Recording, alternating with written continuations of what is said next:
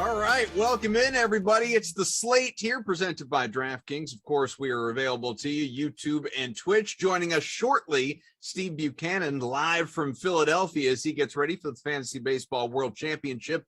But here with you right now, Matt Lamarca. I am Adam Kaufman. We got a lot to talk about. We'll get to baseball, and I know there are a lot of slates out there available to you, especially FBWC, which will zero down to just 10 main games, no West Coast, and of course, a couple games beginning even before 7 o'clock. We'll worry about that later. Right now, it's all about football, Lamarca. Week one's upon us on Sunday, but last night, if we get even a fraction of the entertainment that we got from last night's Bucs win over the Cowboys on the regular throughout this season, we're in good shape. That was great.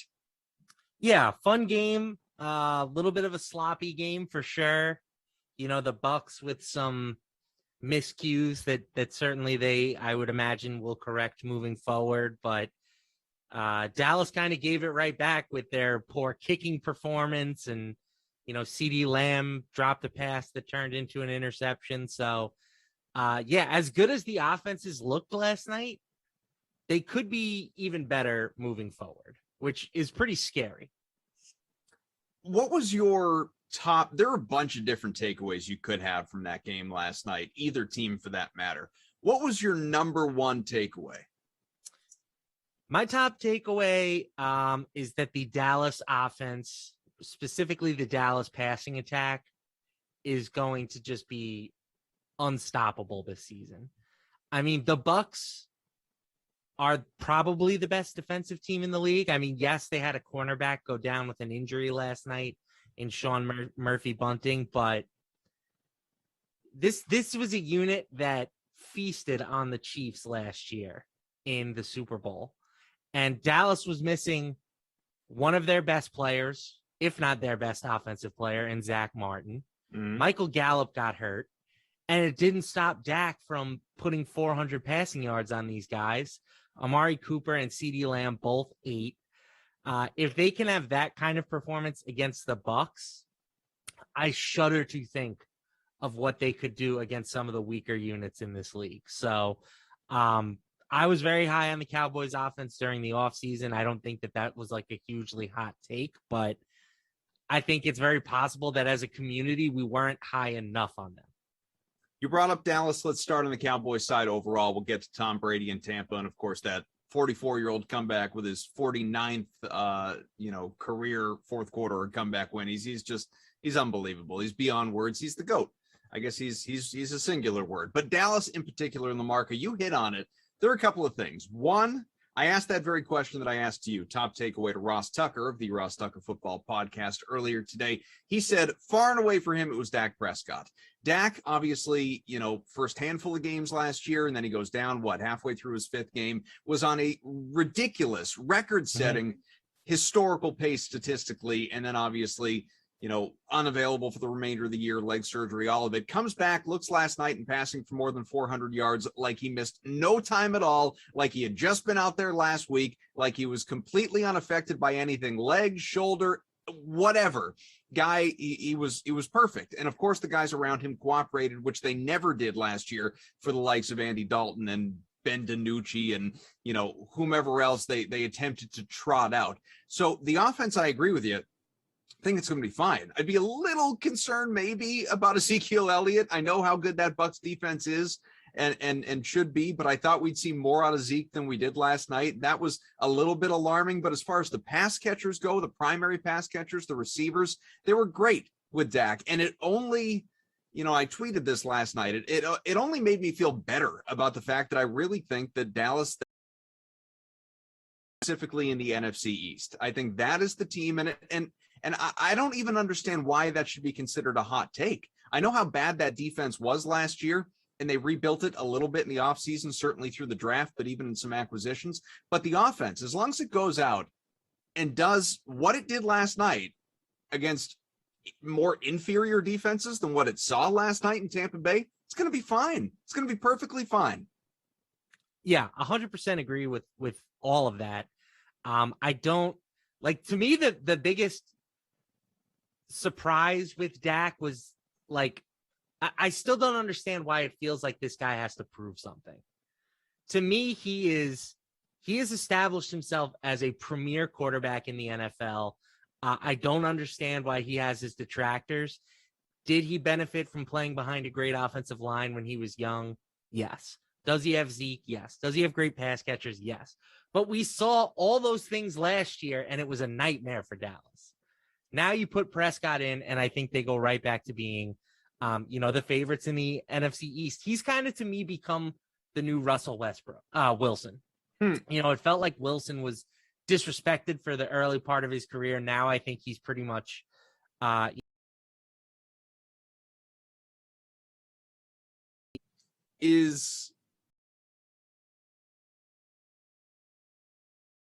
lot of people wanted to make the like, is this a Todd Gurley level drop off? And I always said pump the brakes on that. Like, he's young. This is, a multi-time NFL rushing leader. He's, he lost his quarterback. He's got a wildly just a terrible,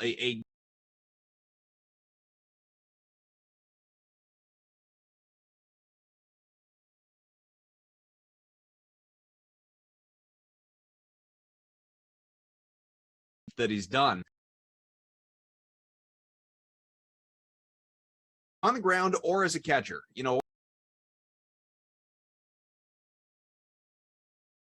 Very strong defense, arguably the top defense in the entire NFL, especially against the run.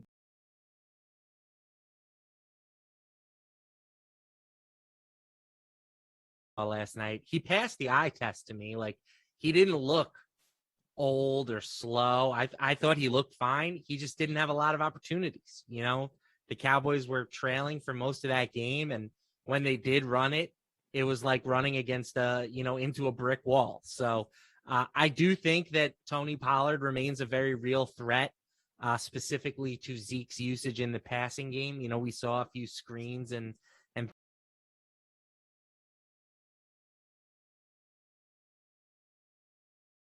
still going to be a guy who commands, close to 20 carries a game, a couple of targets, and he's going to be fine. It was just, he started the year with quite possibly the hardest matchup he'll face all season. As you think about team futures, and I'm just kind of looking at what we have available on the DraftKings Sportsbook, and you think about Dallas in particular, again, based on what we saw last night, if you had any reservations coming into the year, would this be a good time for you to run out and put a little money on Dallas to win the division anyway? Even if you're not a believer that Cowboys are going to take the conference or obviously a championship, just taking the NFC East, is that a bet worth making to you? Do you like the numbers that are available? I think so. Yeah. I mean, I liked it at the beginning of the year. Certainly not going to change my mind after what I thought was a pretty impressive performance against the Bucs. Washington remains a real threat. They have one of the better, units in the league, in the division, with their pass rush, but they're asking Ryan Fitzpatrick to lead the team to the playoffs. That's not something he's done all that often in his career. They've got, receiver question marks with Curtis Samuel being hurt at the moment. He's been dealing with, hamstring injuries basically for the entire preseason, including right now.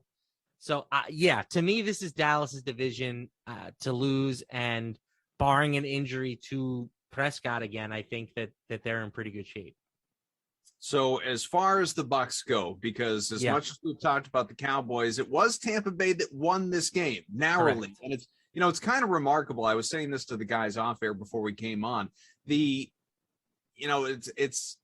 It sort of amazes me, for starters, for people like Reed and I were together yesterday doing the Slate, and he was talking about survivor pools and why, of course you want to lean on the Bucs tonight. This should be easy. This is a whatever.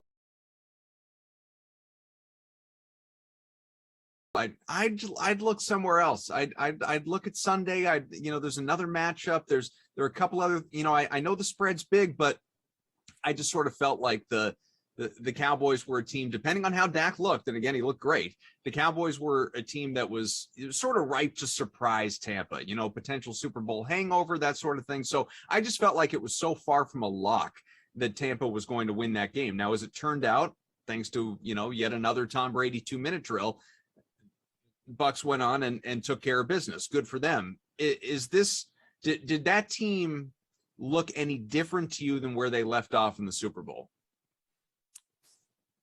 No, not really. I mean, the Dallas defense held their own at times. You know, they forced a couple punts. They obviously generated the turnovers, although those were a bit fluky. The big takeaway for me, and there's no reason to feel any differently about Tampa than you did earlier in the year, right? The big takeaway to me is that, like, as a fantasy community, we were probably too low on Antonio Brown coming into this season. Interesting. It would not shock me, and maybe this is a 1 week overreaction, but it would not shock me if he led the Bucks receivers in fantasy points this season. Wow. People forget that this dude was one of the best receivers, if not the best receiver in football, not that long ago. And for you. Yeah, and he is definitely a little bit of a head case, you know, probably not the funnest dude to be around, but he has this weird respect connection with Tom Brady. And, you know, playing with those other guys, it just seems like he was open all night. So as much as I like this Tampa Bay offense, they're going to produce 3 very usable players at the receiver position all year. You know, like if you drafted Mike Evans or Chris Godwin, I certainly wouldn't panic if I had either of those. But, like, I don't know. It just seems like Antonio Brown was probably being disrespected by being drafted as, like, a low end wide receiver 3. He could be a wide receiver 1 for all we know. That in mind, and again, going back to what I was talking about with Reed yesterday, or you just look at, you know, market share out there for whether it was the millionaire contest last night or other lineups that people build. I mean, Antonio Brown was popular. He was a popular. Yeah, he was too cheap. He was cheap. He was a popular play, you know, in general to flex. He was a popular captain in order to pay down and pay up at some other spots, get both the QBs in there. Julian Edlow, he wrote about it on DK Nation. Our guy Felix saying that, you know, DK Sportsbook had a prop of 4.5 catches, and he said, you know, hit the over on this. Sure enough, it ended up hitting. So I think they're, you know, while we still have been, as in industry, like you said, a little bit, you know, low, short, whatever it may be on Brown as a season-long target, I think people really nailed him last night. I think that, you know, that was understood.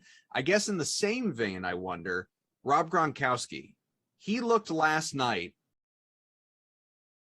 the Gronk that we saw for all those years in the Patriots, that we so rarely saw his year coming out of retirement last year with the Bucks until, you know, toward the end. Obviously, he scored in the Super Bowl and he looked like Gronk as the postseason went along.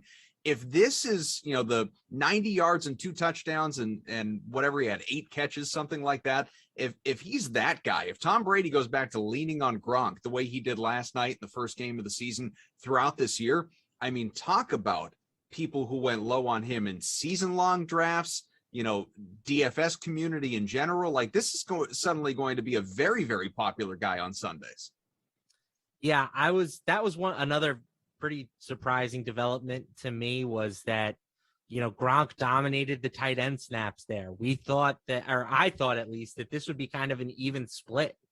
You know, like I figured preserving Gronkowski's health for the playoffs would be the prerogative with the Bucks this season, but Gronk played 57 snaps last night. OJ Howard played 6, and Cameron Brate played 18. So maybe as Howard gets a little further removed from his injury, that number goes up a bit. But yeah, probably too low on Gronk. I do think it's possible. I feel more comfortable saying that his performance was an outlier than Antonio Brown's performance was an outlier. It just feels like Brown's role is going to be safe.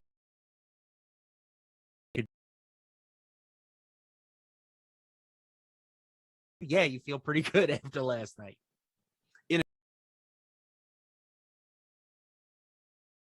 It's in a Brown, a Gronk, both of them, Evans, make room for Godwin. You know, like I made a lineup last night. It did pretty well. I mean, I wasn't out there chasing the million, obviously, but, you know, in head-to-heads that I was playing, I wanted to load up on skill players, as many of the good ones as I could get. And so I actually captained Ryan Suckup And then I a little unorthodox, but it worked out thanks to that late field goal. It turned out week when you're looking at main slates. Do the Bucks become a team that's a little tough to judge based on everything that you've been talking about, whether it's the wide, whatever it may be, Gronk as well versus the other tight ends? We already know what the running back situation is there for more weapons, but I don't know who's getting the ball today. Yeah, it's in the single game format, it's going to be tough, right? It's going to be tough to know, is it an Evans week? Is it a Brown week? Is it a Godwin week? In season long, like the answer is just yes, right? It's you play them. If you have them, you play them. Sure. Especially in a good matchup like the Cowboys. So there could be, we'll just time is just going to have to tell. We'll see if any of these receivers can pull away. Again, I think if any of them does, it might be Antonio Brown at this point. Usage was a little bit different than I only played 6 snaps. He had that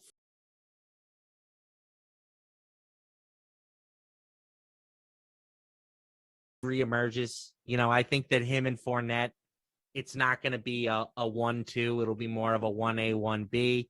Gio Bernard also didn't get as much work in the passing game as I would have expected until that very last drive when they were in clear pass-only mode. So if you have Fournette, you're happy with how things broke in week 1, but I don't know if that's going to be sustainable over the course of the full year. We'll get off of this game in a moment, but I guess just to sort of put a bow on it, 44-year-old Tom Brady just better. I don't understand it. It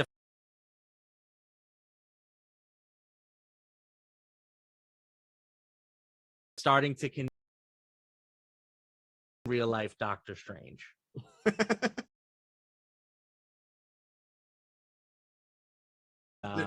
He's dialing it back. whatever the Cumberbatch moves were with the hands to make it work with it. It's pulling out the the Infinity Stone. Just unbelievable. Yeah, absolutely crazy. We have a question from let's see, Miami Misfits on Twitch. Will one word for it. Yeah, well, it's I suppose. Will Latavius or answer by saying Latavius Murray, Le'Veon Bell,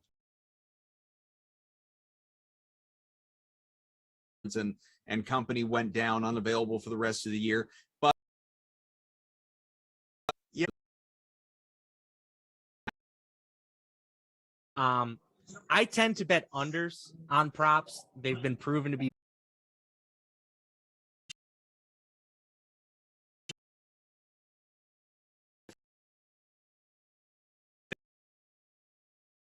Philadelphia, Matt Lamarca, Adam Kaufman. For his tardiness, normally we'd just rail on him for good fun, but the fact of the matter is he's on assignment, he's live on location, he's at the Fantasy Baseball World Championship, which we will talk some baseball because, Bukes, we wanted to wait for you. We didn't get there yet. We'll do it toward the end of the show. How are you? You look great, like Lamarca said. I look great. I feel great in Philly. First time in Philly, by the way. Traffic is horrendous. I'm sure Matt Lamarca can relate to that. Getting to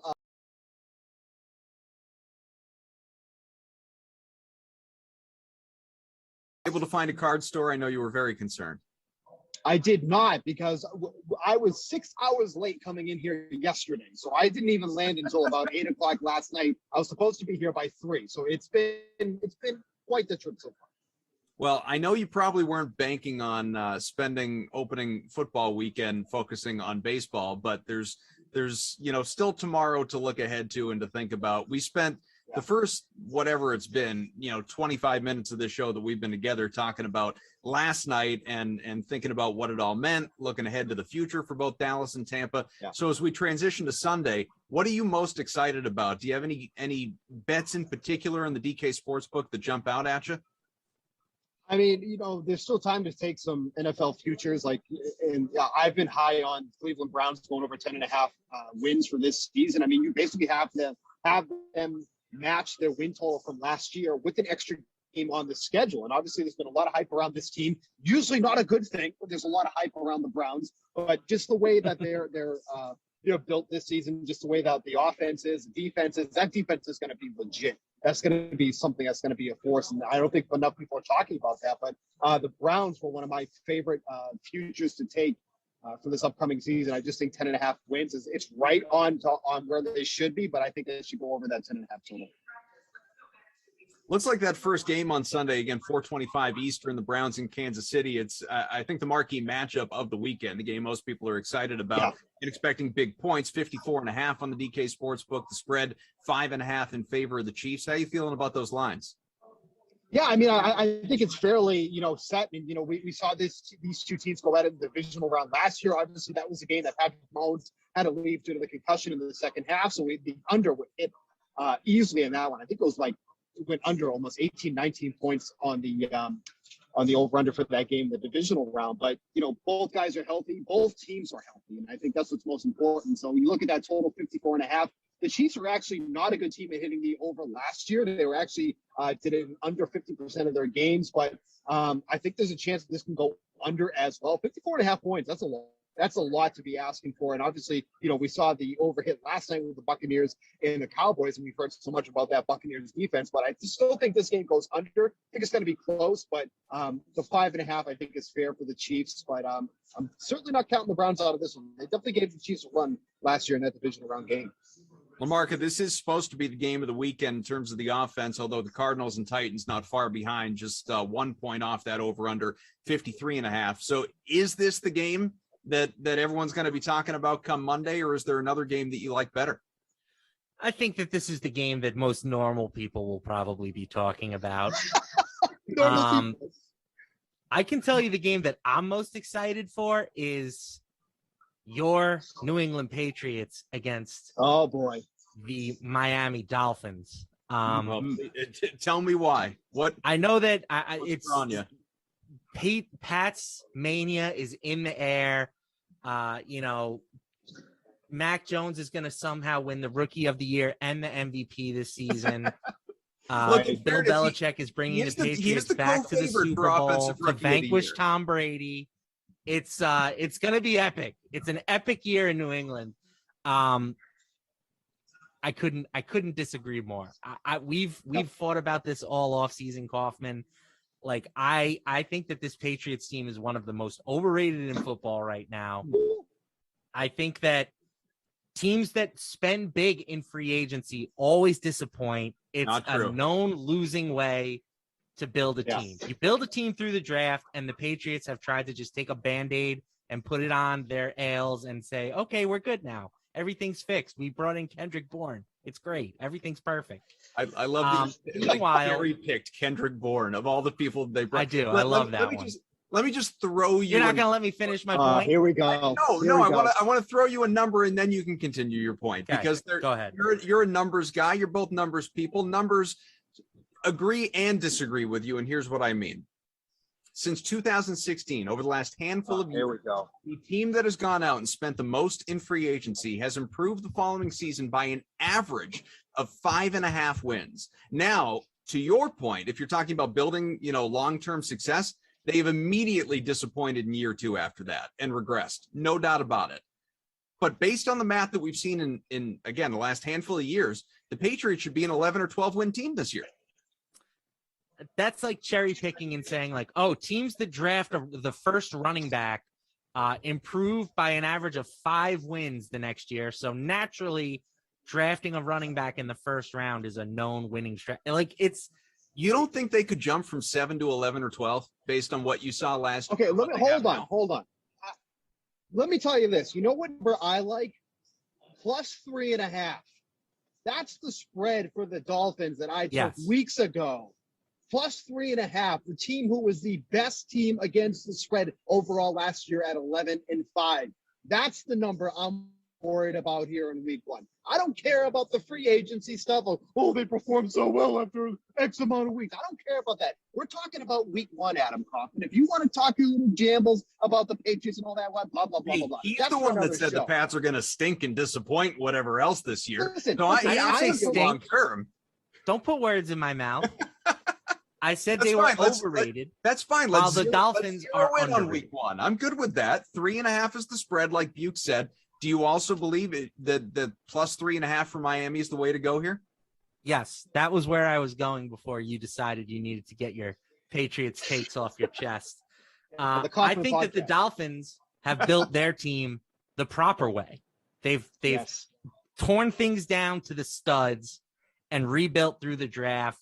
They now have some, blue chip guys on both sides of the ball. It really comes down to what they're going to get from Tua this season. And Yep. it just seems funny to me that we're giving up on Tua, who was at one point considered a blue chip quarterback prospect, but we have no qualms about Mac Jones this season with the Patriots. So I like the Dolphins here. I know all the stats about Bill Belichick against young quarterbacks. Usually it's rookie quarterbacks, Mhm. but Tua's still, starting. No, I think it applies. I think it's like So- first and second year guys, that stat. So it works. But I love Brian Flores. Brian Flores to start his career with the Dolphins is 20-12 against the spread. Like, I think he's just a very underrated coach. I think that this is again, I could be wrong, and that's why I'm excited to watch this game. Maybe the Patriots come out and really surprise me, but I think for what it's worth, the Dolphins plus 3.5. Now that we're over that field goal number, they're one of my favorite bets on the board. What about the 43.5? The over under here, because we're regardless of what you think of the long-term viability of these two teams, we're looking at two potentially really good defenses this season. So 43.5, Bukes, would you go under on that, or do you think they're going to eclipse it? I hate that number just because it's a really tough number. Like they should, this is a very properly set total at 43.5, because I think they should be right there. But like you mentioned, I don't think people give enough credit to how good Miami defensively could be. They have some good corners out there. You have Mac Jones, who, if you believe the rumors, was teaching Cam Newton the playbook just a couple of weeks ago. And the So smart, by the way, obviously in case you're curious. Yeah, you're right. Exactly. But, so he obviously understands the playbook well from what they say, but this is going to be the first real test. And we have a whole new vast of characters on the Patriots that are also learning the playbook at the same time. Like the way I look at it, and it feels like a cop-out answer, but this is truly how I feel. This is either going to be right at that number, or they're just going to absolutely blow past it. Like it's not going to be, it's not going to be 41 or something like that. They're either going to be right at that number, or this is going to end up being like a 55-point game. It's a bad answer. Like I totally get that, but that's kind of the sentiment I have with this one, because there's so many new pieces, especially in that Patriots offense, that they're all trying to gel together week 1. Do I think the Patriots are going to be successful this year? Yes. Do I think they're going to be successful out of the gate? No. So that's kind of where I get hung up on that total. I would not place a bet on this total. Personally, I would stay away from that one. There's a lot of other options you can take on the board, but if you're forcing me to make an answer here, I'd probably go with the under.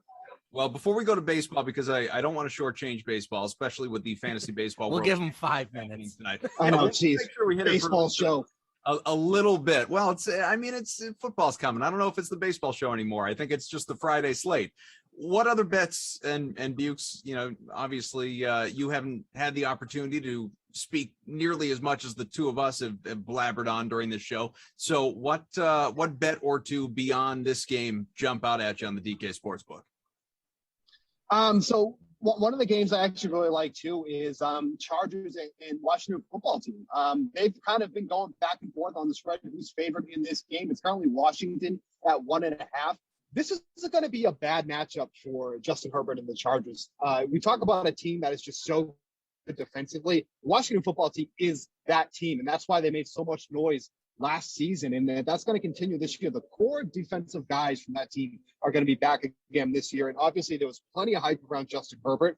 from offensive standpoint and from a trading card standpoint, very highly profitable guy.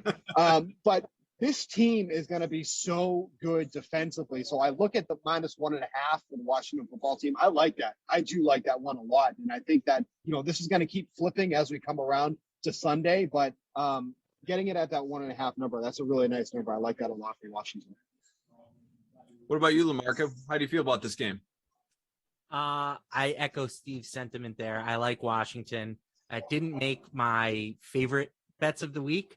I actually just wrote up for the DraftKings pools. There's a free 10K pick'em pool over there. I wrote up sort of my 5 favorite sides over on DK Nation, so check that out. But I did pick Washington in that game, so I like that. My favorite sides here this week, Jets +4. I am fading the Sam Darnold Stink Nugget Express. I really like Teddy Covers, aka Teddy Bridgewater, on the road against the Giants, and I'm all in on the Eagles +3.5. I think Jalen Hurts is going to just absolutely destroy this old Falcons squad. Interesting. So are you a believer in Hurts, or are you just a believer in Hurts in week 1? I'm a believer in Hurts from a fantasy perspective. I don't know how many wins that's going to translate for the Eagles this season, but I think that them getting 3.5 against the Falcons is just too much. Like, the Falcons defense is so bad. They're going to have no answer for Jalen Hurts. And I don't know if Matt Ryan can keep up without Julio Jones. Like, I get it. Kyle Pitts is the savior, the greatest tight end to ever play football. Put him in Canton before he even plays a game. But he's going to have to fill the shoes of one of the greatest wide receivers who's ever played football. And Ryan's numbers historically much worse in games without Julio Jones.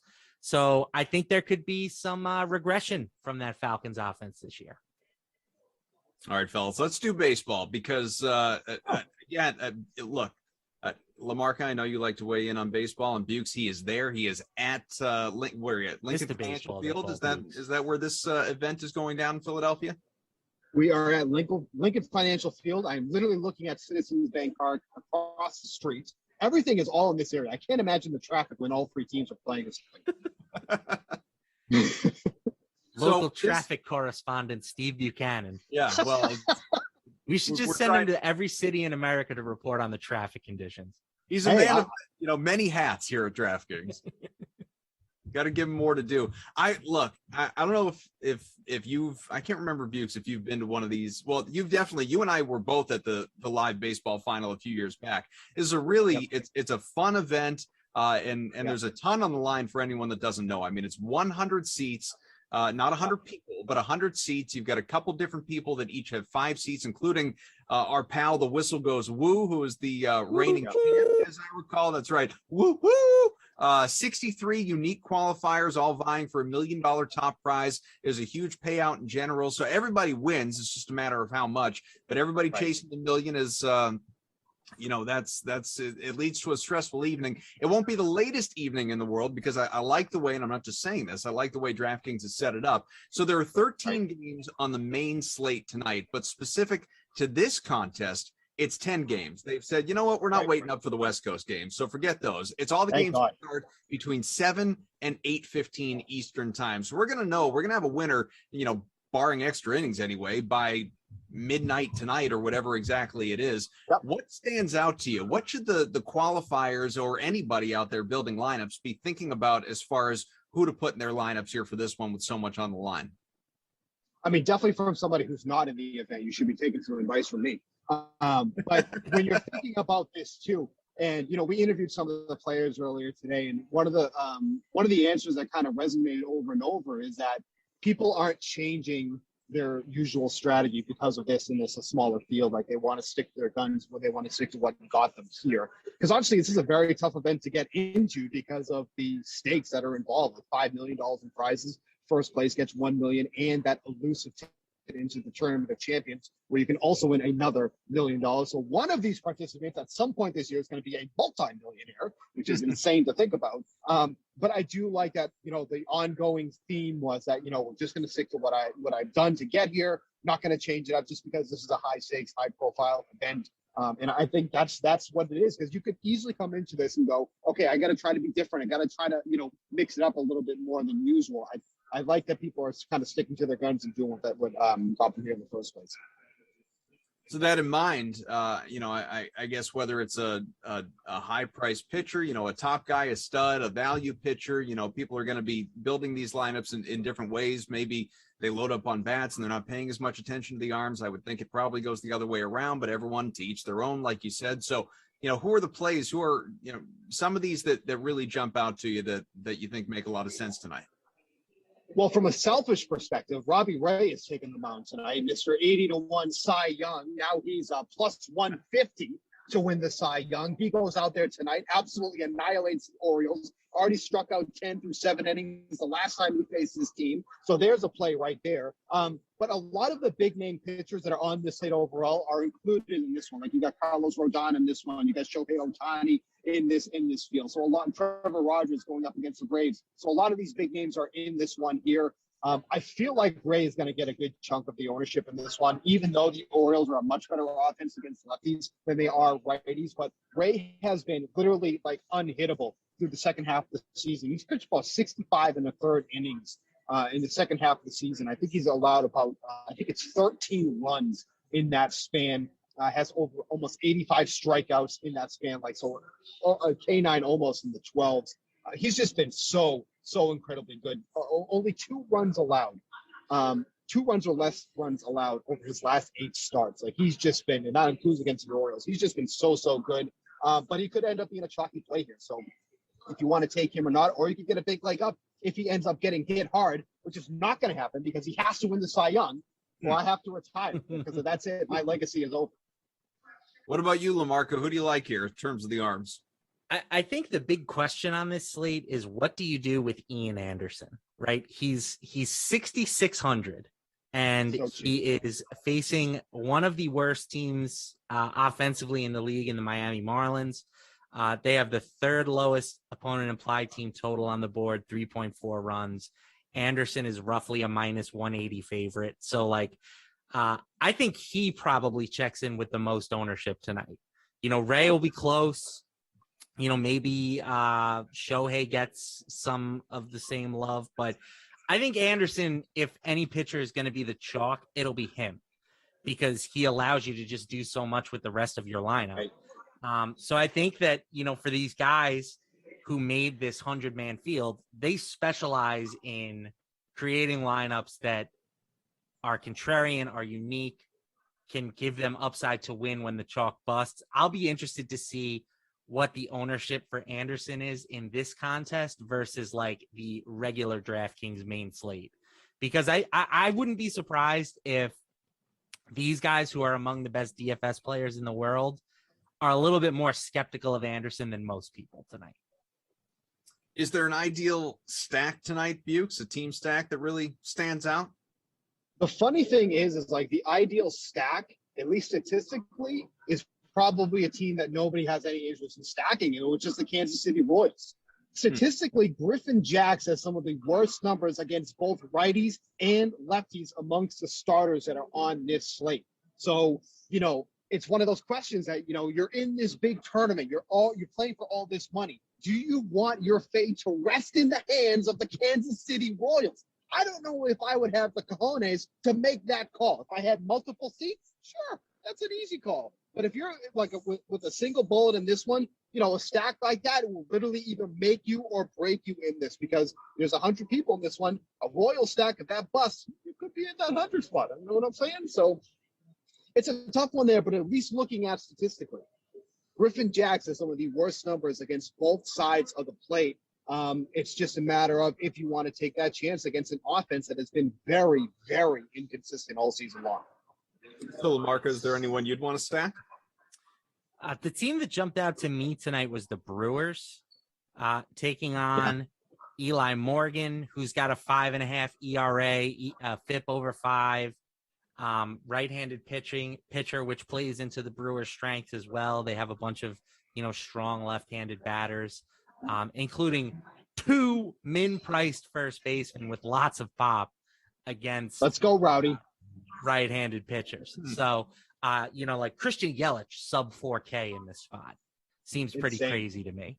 I think that, like their implied team total right now is the 4th highest on the board, and they're basically free.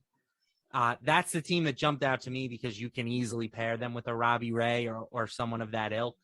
The